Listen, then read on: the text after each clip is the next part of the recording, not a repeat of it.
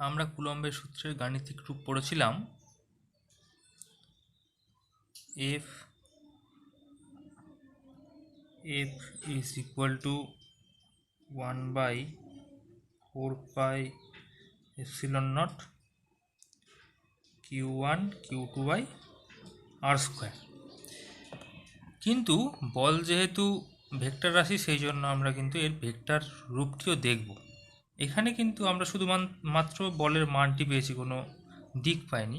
Vector রূপ মানে এর সঙ্গে একটা ইউনিট ভেক্টর যোগ করতে হবে, যে ইউনিট ভেক্টরটি আমার এই এফ বলটির দিক নির্দেশ করবে।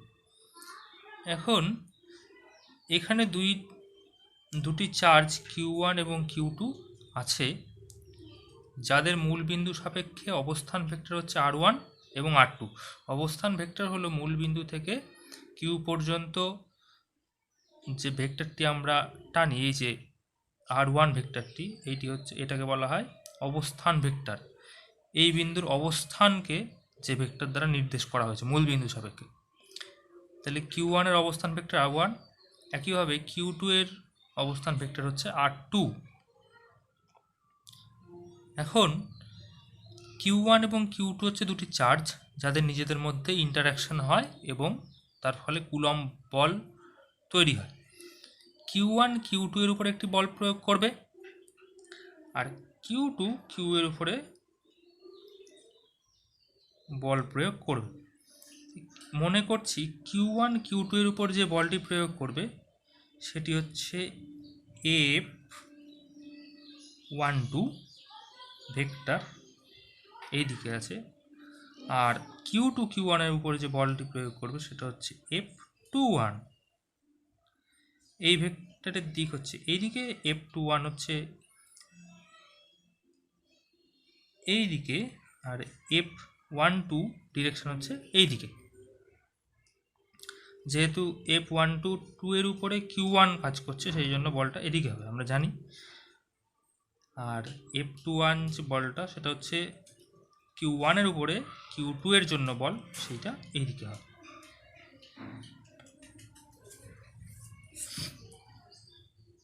এখন এই F12 এর ভ্যালু কিন্তু আমরা জেনে নিয়েছি, সেটা হচ্ছে 1/4πε Q1 Q2/r²। ভেক্টর তৈরি করতে গেলে এর সঙ্গে কী করতে হবে, মানের সঙ্গে একটা ইউনিট ভেক্টর তৈরি করতে হবে। ইউনিট ভেক্টরটা এখানে কোথায় পাবো? ইউনিট ভেক্টর হচ্ছে, যেহেতু বলটা এদিকে কাজ করছে, তাহলে এই বলের দিক মানে বলের ইউনিট ভেক্টর আর এই যে ভেক্টরটা হচ্ছে এই ভেক্টরের ইউনিট ভেক্টর একই হবে। তাহলে এই যে Q1 থেকে Q2 পর্যন্ত যে অবস্থান ভেক্টর, Q1 থেকে Q2 পর্যন্ত যে অবস্থান ভেক্টর, সেই অবস্থান ভেক্টরটির ইউনিট ভেক্টর বের করলেই হবে। আমরা জানি যে Q1 থেকে Q2 পর্যন্ত অবস্থান ভেক্টরের ইউনিট ভেক্টর বের করতে গেলে প্রথমে Q1 থেকে Q2 পর্যন্ত যে ভেক্টরটি সেটা বের করতে হবে। যে Q2 থেকে Q1 এই যে ভেক্টরটা, এই ভেক্টর যদি আমরা এইভাবে লিখি R12, তাহলে এই R12 vector is equal two, আমরা জানি যে এই পয়েন্ট থেকে এ পয়েন্ট থেকে বি পর্যন্ত যে ভেক্টরটি হয় সেটা ইজ ইকুয়াল টু প্রথমে বি এর অবস্থান ভেক্টর মাইনাস এ এর অবস্থান ভেক্টর হয়। তাহলে প্রথমে বি এর অবস্থান ভেক্টর কত হয়? R2 minus R1। AB vector বের করতে গেলে বি মাইনাস এ হয়। R12 হচ্ছে এবি ভেক্টর, এ থেকে বি পর্যন্ত, তাহলে প্রথমে বি এর অবস্থান ভেক্টর হবে মাইনাস এর অবস্থান ভেক্টর হবে। একইভাবে R21 vector is equal two হবে R1 মাইনাস R2। এখন F12 vector is equal two, আমরা একটু আগে বলেছি যে এইটা ইজ ইকুয়াল টু এই মানের সঙ্গে শুধুমাত্র একটা ইউনিট ভেক্টর যোগ হবে। এই ইউনিট ভেক্টরটা হচ্ছে এদিককার ইউনিট ভেক্টরটা, যোগ না গুণ হবে। তাহলে প্রথমে মান লিখব আর R12 ইউনিট ভেক্টর লিখব, ইউনিট ভেক্টর গুণ হবে। ইউনিট ভেক্টরের মাথায় ক্যাপ হয় আমরা জানি, এই যে ইউনিট ভেক্টর। তাহলে এফ এর ভ্যালু কত হচ্ছে 1/4 epsilon not Q1 Q2 by এই দূরত্বটি, এই দূরত্বটা হচ্ছে R12 ভেক্টর, এটাই হচ্ছে দূরত্ব। তাহলে R12 square into unit vector মানে হচ্ছে R12 ভেক্টর বাই R12 ভেক্টরের ভ্যালু। তাহলে ইকুয়াল টু যেটা পেলাম সেটা হচ্ছে R12 ভেক্টরের ভ্যালু এটা। তাহলে 1/4 epsilon not Q1 Q2 by R12 cube R12 vector. এটা তাহলে কি হলো, F12 ভেক্টরের এটা ভেক্টর রূপ হলো। একইভাবে F21 vector is equal two F21 ভেক্টরের value into R21 unit vector. F21 ভেক্টরের ভ্যালু কত হবে, এই দুটির মধ্যে ক্রিয়াশীল বল, তাহলে 1/4 epsilon not Q1 Q2 by R21 square. এই যে এখান থেকে এই পর্যন্ত দূরত্ব হচ্ছে R21, এখান থেকে এই পর্যন্ত হচ্ছে R12, এখান থেকে এই পর্যন্ত হচ্ছে R21।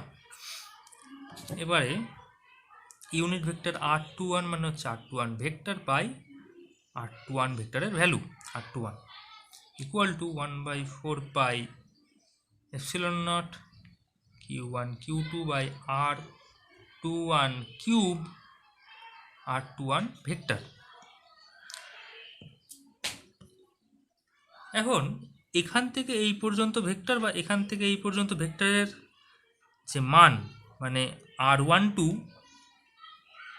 এবং R21 সমান হবে, কারণ এদের দৈর্ঘ্য সমান, দিক বিপরীত কিন্তু দৈর্ঘ্য সমান, তার জন্য এদের মান সমান হবে। তাহলে R21 is equal two R12।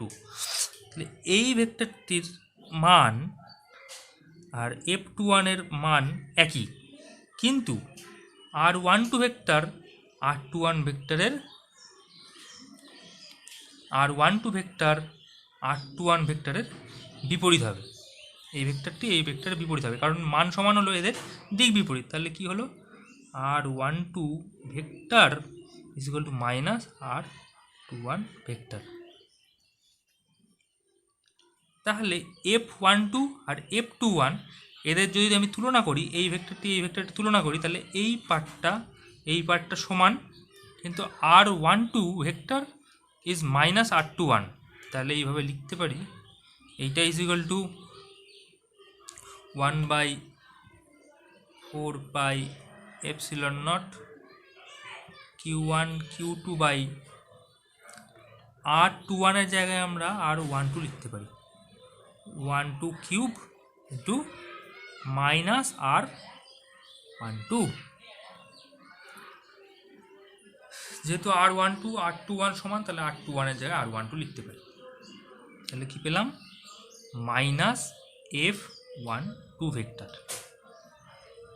তাহলে কি পেলাম, যে এই চার্জের জন্য এই চার্জের উপরে যে বল প্রয়োগ হবে F12, আর এই চার্জের উপরে এই চার্জের জন্য যে বল তৈরি হবে সেটা হচ্ছে F21, এদের মান সমান হবে কিন্তু বিপরীতমুখী হবে, যেটা নিউটনের সূত্র অ্যাপ্লিকেবল এখানে। তার মানে F12 যদি ক্রিয়া হয় তাহলে F21 প্রতিক্রিয়া হবে, এবং আমরা জানি ক্রিয়া প্রতিক্রিয়া বিপরীতমুখী, সেই জন্য F12 is equal two minus F21। আমরা এতক্ষণ দুটি আধানের মধ্যে পারস্পরিক বল দেখছিলাম। এবারে আমরা দেখব, যদি দুটি আধানের বদলে অনেকগুলি আধান থাকে তাহলে তাদের মধ্যে বল কীরকম কাজ করে সেটা আমরা এখন দেখব। মনে করি এইখানে একটা আধান আছে, এইখানে একটি আধান আছে, এইখানে আরেকটি আধান আছে, এবং এখানে একটি আধান আছে। আমরা এই যে এই আধানটির ওপরে অন্য আধানগুলির ক্রিয়া দেখব। দুটি আধানের মাঝের বল, দুটি আধানের মধ্যে বল, এই আধান এবং এই আধানের মাঝখানকার যে বল হবে সেটি কিন্তু অন্য আধানের উপস্থিতির উপর নির্ভর করবে না। তার মানে এই আধানের উপরে এই আধানের জন্য যে বলটা হবে সেটা এই দুটি আধান থাকলেও যা হবে, না থাকলেও কিন্তু তাই হবে। একইভাবে এই আধানের উপরে এই আধানের জন্য বল যেটা হবে সেটা কিন্তু এই আধান দুটির উপর নির্ভর করবে না, আবার এই আধানের জন্য যে বল হবে সেটা হবে না। সুতরাং এটা যদি Q1 হয়, Q1, Q2, Q3, Q4, না এটা কিউ আধান ধরি, এটা কিউ আধান ধরি, Q1 নয়, কিউ এখানে আরেকটা আধান ধরে নিচ্ছি Q1। সুতরাং কিউ আধানের উপর Q1, Q2, Q3, Q4 এর জন্য কি হবে মোট বল সেটা আমরা একটু দেখে নিই। সুতরাং আমরা বুঝতে পারছি যে Q1 যে আধান আছে তার জন্য কিউ এর উপরে বল কিন্তু এইটা হবে, এটাকে আমরা F1 লিখছি, F1। আচ্ছা, বল যেহেতু ভেক্টর আছে তাহলে এটা কিন্তু একটা ভেক্টর দিয়ে লিখতে হবে। একইভাবে Q2 এর জন্য যে বল হবে সেটা কিন্তু এটাও একটা ভেক্টর হবে, সেটা হচ্ছে F2। একইভাবে Q3 এর জন্য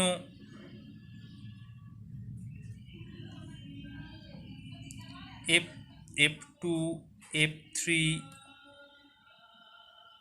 Q3 এর জন্য Q4 এর জন্য F4, এরকম হবে বলগুলো। এখন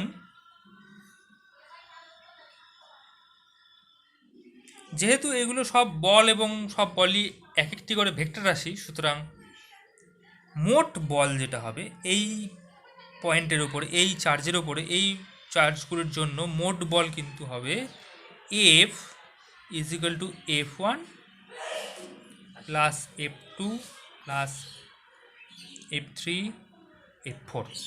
তাহলে এদের কি করতে হবে? ভেক্টর যোগ করতে হবে। সব যে ভেক্টরগুলো বেরোলো, ভেক্টর বলগুলো বেরোলো, তাদের ভেক্টর যোগ করলেই মোট বল পেয়ে যাব। এর পরেও যদি অন্য কোনো আরও চার্জ থাকতো তার জন্যও কিন্তু একইভাবে বল বের করে তাদের সবগুলোর ভেক্টর যোগফল বের করলেই এই এখানকার যে বল, মোট বল, সেই মোট বলটি বের করতে পারতাম। এবার এখানে লেখা আছে উপরিপাতের নীতি। উপরিপাতের নীতিটা কী সেটা একটু আমরা দেখে নিই। উপরিপাতের নীতি হচ্ছে এইটাই, F equal to F1 plus F2 plus F3 plus F4। মানে প্রত্যেকটি চার্জের জন্য যে বল, সেই বলটি প্রথমে বের করে নিয়ে সেই বলগুলোকে যোগ করে দিলে পরে মোট বল পাওয়া যায়। এই যে নীতি, এই নীতিটাকে বলা হয় উপরিপাতের নীতি। প্রত্যেকটি চার্জের জন্য যে চার্জ হয়, ইন্ডিভিজুয়াল চার্জের জন্য যে বল হয়, সেই বলগুলির ভেক্টর যোগফলই হচ্ছে মোট বলের পরিমাণ।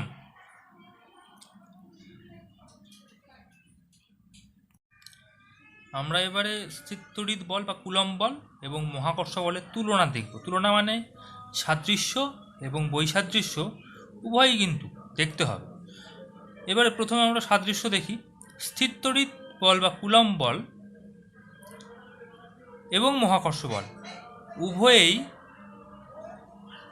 মধ্যবর্তী দূরত্বের বর্গের ব্যস্তানুপাতিক হয়। আমরা দেখেছি যে কুলম্ব বল যেটা দুটি চার্জের মধ্যে কাজ করে এবং চার্জের মাঝখানকার যে ডিস্টেন্স আর এর বর্গের ব্যস্তানুপাতিক ছিল। F coulomb is proportional to 1/r² ছিল। একইভাবে গ্র্যাভিটেশনাল ফোর্স,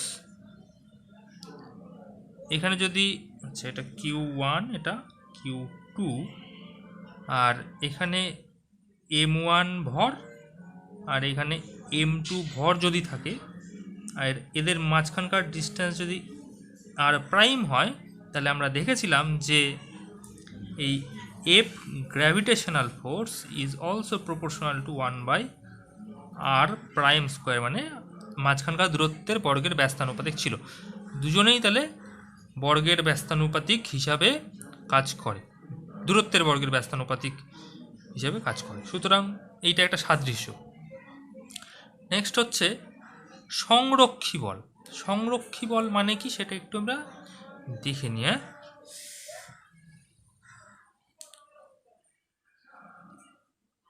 যখন কোনো বলের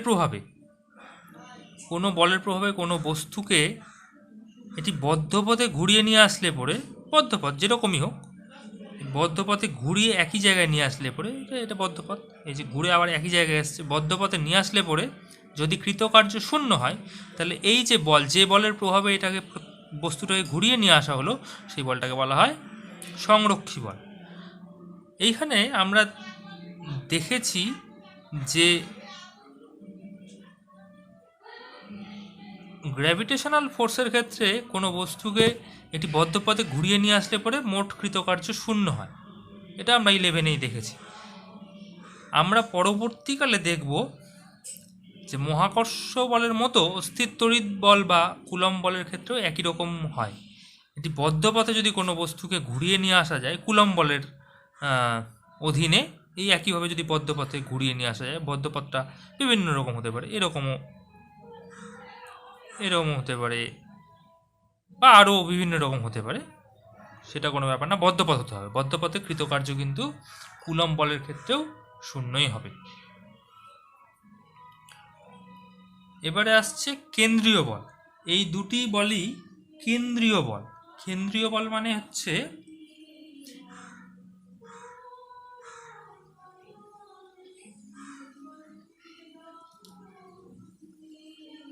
কেন্দ্রীয় বল বলে দুটি বিন্দুর মধ্যে যে বল কাজ করে, এই যে এই বলটি, এই বলের মান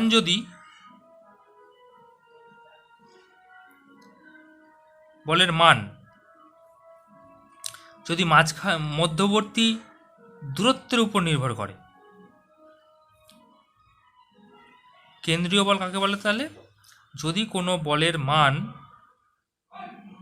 এই দূরত্বের ওপর নির্ভর করে এবং বস্তু দুটির সংযোগ রেখা বরাবর ক্রিয়াশীল হয়, তাহলে তাকে বলা হয় কি বল? সেন্ট্রাল ফোর্স বা কেন্দ্রীয় বল। তাহলে দুটি বস্তুর মধ্যে ক্রিয়াশীল বলের মান যদি তাদের মাঝখানকার দূরত্বের সঙ্গে সম্পর্কযুক্ত হয় এবং ওই বলের দিক যদি বস্তু দুটির সংযোগ রেখা বরাবর হয়, তাহলে সেই বলটিকে সেন্ট্রাল ফোর্স বা কেন্দ্রীয় বল বলা হয়। আমরা গ্র্যাভিটেশনাল ফোর্সের ক্ষেত্রে দেখেছিলাম 1/r², তার মানে আরের উপর নির্ভরশীল ছিল এবং সংযোগ সরলরেখা বরাবর কাজ করত। তাহলে এইটা একটা সেন্ট্রাল ফোর্স। একই রকমভাবে কুলম্ব বলও কিন্তু মাঝখানকার ডিস্টেন্সের বর্গের ব্যস্তানুপাতিক এবং ক্রিয়ারেখা কোন দিকে? সংযোগ রেখা বরাবর ক্রিয়া করে এই বল। সুতরাং কুলম্ব বলও একটি সেন্ট্রাল ফোর্স। তাহলে উভয়ই সেন্ট্রাল ফোর্স। আচ্ছা, এই যে একটু আগে পড়লাম যে বলটি সংরক্ষী বল, এই সংরক্ষী বলের ধারণাটি কিন্তু সেন্ট্রাল ফোর্স থেকে আসে। যে কোনো সেন্ট্রাল ফোর্সই সংরক্ষী বল হয়।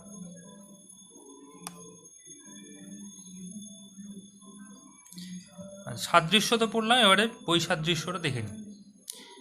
বৈসাদৃশ্য হচ্ছে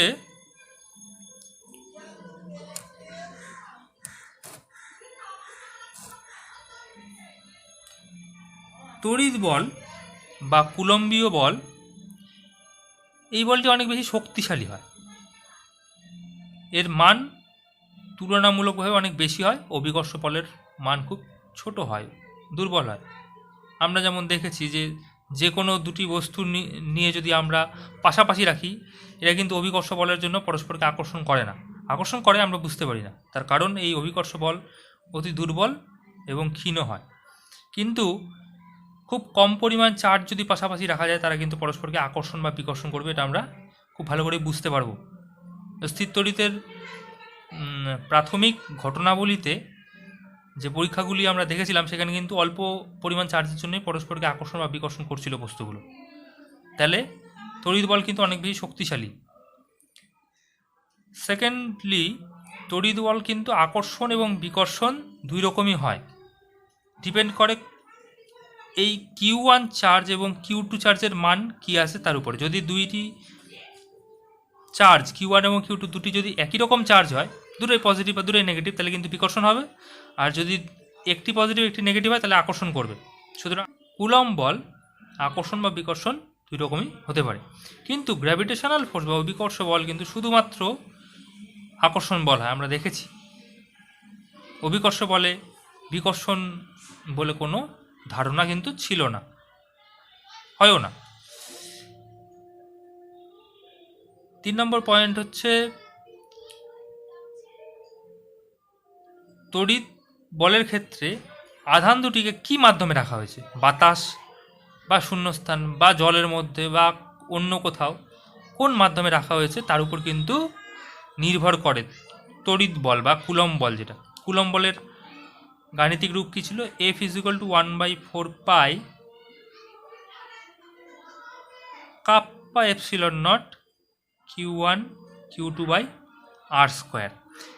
এই যে এগুলো কনস্ট্যান্ট, 4π এপসিলন নট এগুলো কনস্ট্যান্ট, কিন্তু এই কাপ্পা এই রাশিটি কী ছিল, এটা ছিল আপেক্ষিক তড়িৎ ভেদ্যতা, যেটা বিভিন্ন মাধ্যমের ক্ষেত্রে বিভিন্ন হয়। সুতরাং বিভিন্ন মাধ্যমের ক্ষেত্রে কাপ্পার ভ্যালু পরিবর্তিত হবে এবং অন্য সব ভ্যালু অপরিবর্তিত থাকলেও এফ বা বলের মানটি কিন্তু চেঞ্জ হবে। তাহলে বিভিন্ন মাধ্যমের উপর ডিপেন্ড করে দুটি চার্জের মধ্যেকার আকর্ষণ বা বিকর্ষণ বলের মান পরিবর্তনশীল হয়, কিন্তু অভিকর্ষ বলের ক্ষেত্রে কিন্তু এরকম হয় না। মাধ্যম পরিবর্তন করলেও ওদের মাঝখানকার দূরত্ব এবং ভরের মান যদি সমান থাকে তাহলে গ্র্যাভিটেশনাল ফোর্স একই থাকে। কারণ গ্র্যাভিটেশনাল ফোর্স F = কী ছিল, -Gm1m2/r²। জি কোনো মাধ্যমের উপর ডিপেন্ড করে না, M1 M2 R কোনোটাই মাধ্যমের উপর ডিপেন্ড করে না। সুতরাং এফ মাধ্যমের প্রকৃতির উপরে নির্ভরশীল নয়। এই এফ মানে গ্র্যাভিটেশনাল ফোর্স, কিন্তু কুলম্ব ফোর্স কিন্তু নির্ভর করে। এবারে আসছি মাধ্যমের পরাবৈদ্যুতিক ধ্রুবক বা আপেক্ষিক তড়িৎ ভেদ্যতা। আমরা প্রথমেই দেখেছিলাম মাধ্যমের পরাবৈদ্যুতিক ধ্রুবক বা আপেক্ষিক তড়িৎ ভেদ্যতা। আপেক্ষিক তড়িৎ ভেদ্যতা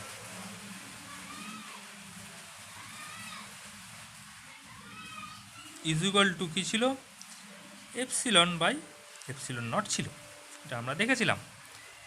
তাহলে এর সংজ্ঞাটা কী হবে, সংজ্ঞা হবে কোনো মাধ্যমের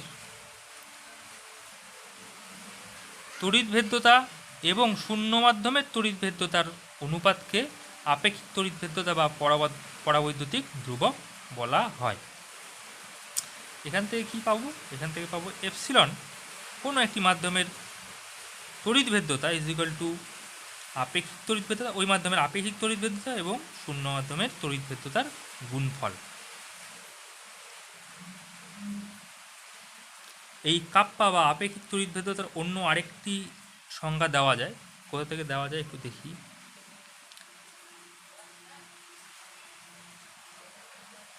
দুটি চার্জ Q1 এবং Q2 শূন্য মাধ্যমে থাকলে পরে এদের মাঝে আকর্ষণ বল F = 1/4 epsilon not Q1 Q2/r²।